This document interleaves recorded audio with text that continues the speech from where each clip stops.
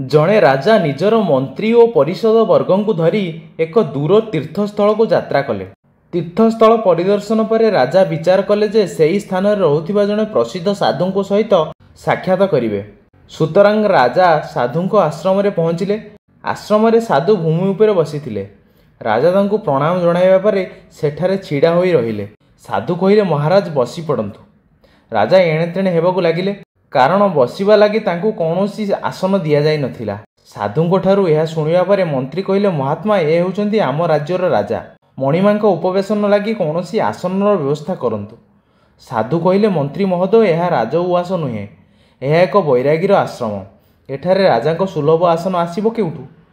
एठाकू आसीबा पूर्वरु ए कथा चिंता करथिले आपण सांगरे आसनटीए नहीं आसी पारिथांते। राजा यह शुणी नम्र भावे कहिले, महात्मा आमे एबे जणे यात्री, यात्रारे थिबा लोक कोन ता लागि आसनटीए धरी बुलुथाए? साधु कहिले, आपण ठीक कथा कहिसंती, किंतु मु भी तो जणे यात्री। ए जीवन यात्रारे अधारू अधिक बाट आसी सारलेनी, तेणु मो पाखरे भी आसन नाही। राजा साधुंकु प्रणाम करी भूमि उपरे बसी पड़ी कहिले, आपणक एई दुई धाड़ीर कथा मो समग्र जीवन को प्रभावित करिवो।